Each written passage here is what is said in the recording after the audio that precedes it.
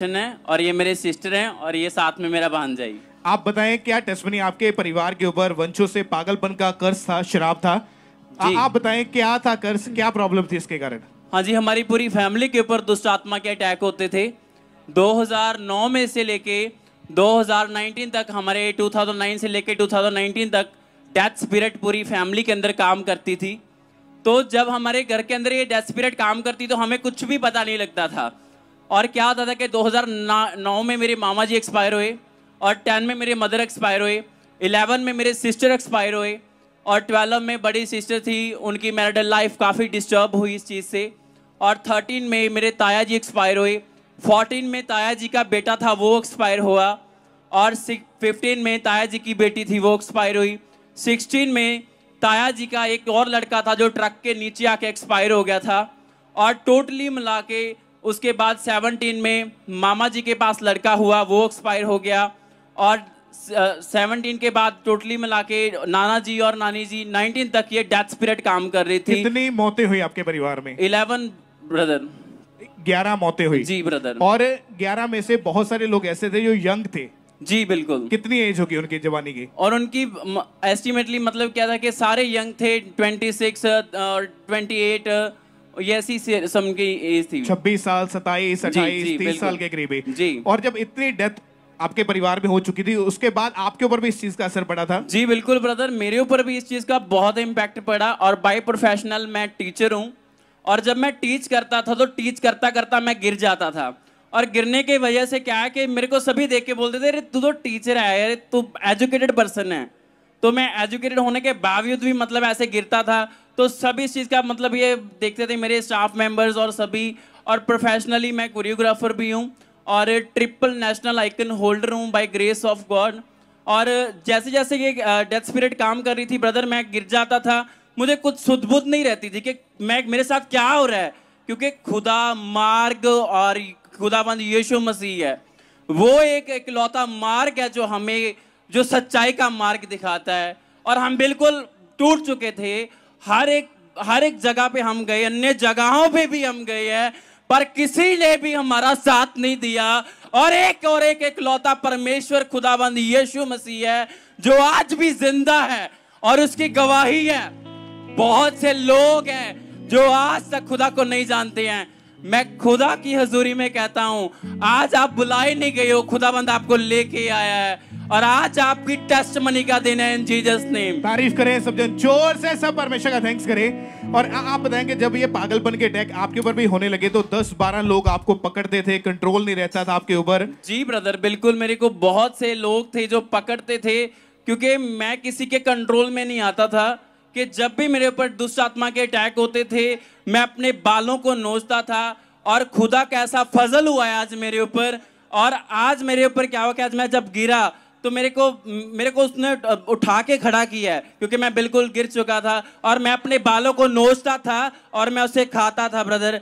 मैं और अपने जो यही बठिंडा का डॉल्फिन चौक है उसके ऊपर बैठ के मैं अपने बालों को नोच के खाया करता था ब्रदर। मेरी हालत ऐसी नहीं थी, ये खुदा ने मुझे बनाया है ब्रदर। और 30 से 35 बार आपने सुसाइड करने की भी कोशिश करी? जी बिल्कुल ब्रदर, मैंने बहुत बार ओवरडोज मेडिसिन का नशा किया, ट्रक के नीचे आके अपने आप को एक्सपायर करने की कोशिश की है और मैंने बस के नीचे आने की और अपने आप को ऊंची जगहों से गिराकर अपने आप को खत्म करने की और मैंने अपने आप को खत्म करने की कोशिश की है ब्रदर। और यही अटैक आपके सिस्टर जो आपके साथ में इनके ऊपर भी होते थे? जी ब्रदर, इनके ऊपर भी सेम अटैक्स होने स्टार्ट हुए क्योंकि ये जनरेशनल कर्ज था और हमें इस चीज के बारे में कुछ भी नॉलेज नहीं थी। सिस्टर आप खुद भी बताएं इस चीज के बारे में कि आपके भाई के ऊपर जो इतने भयानक अटैक होते थे, आपकी हालत कैसी थी उस वक्त? फिर ब्रदर मेरी हालत भी बहुत बुरी सी। हाँ जी, मैं कंधा ਦੇ ਵਿੱਚ ਸਿਰ ਮਾਰਦੀ ਹੁੰਦੀ ਸੀ ਔਰ ब्रदर मैं मेडिसिन खा के भी सुसाइड करने की कोशिश की थी और मैंने 1-2 बार मिट्टी का तेल भी पीता सीगा और मैनू सारे घर दे पागल कहते हुंदे सी और मैनू बहुत कुटदे भी हुंदे सीगे। कितने साल ऐसे अटैक आपके ऊपर होते रहे पागल बन के?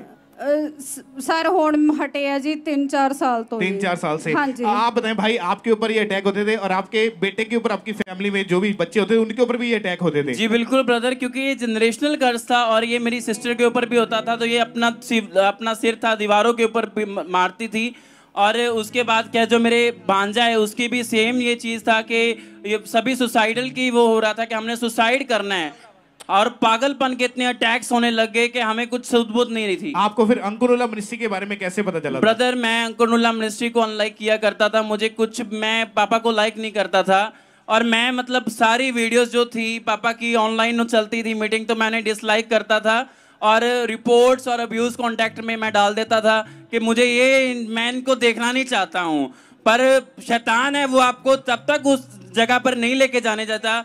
वो फेथ है जो फेथ में था कि मेरा खुदावंद के ऊपर था, खुदा ने मुझे चुना। और ब्रदर मैं अनलाइक करता था तो पापा को मैं कहता हूँ कि मेरे सामने ना आए ये वीडियो, तो मैं उनको डिसलाइक किया करता था।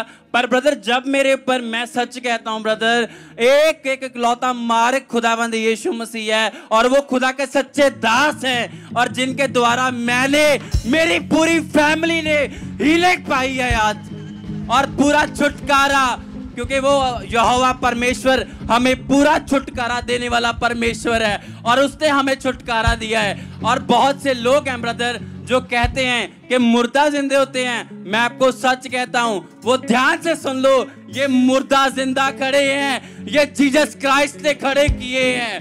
खड़े होके परमेश्वर की तारीफ करें अपने सर के ऊपर ऊंची आवाज में हालेलुया हालेलुया।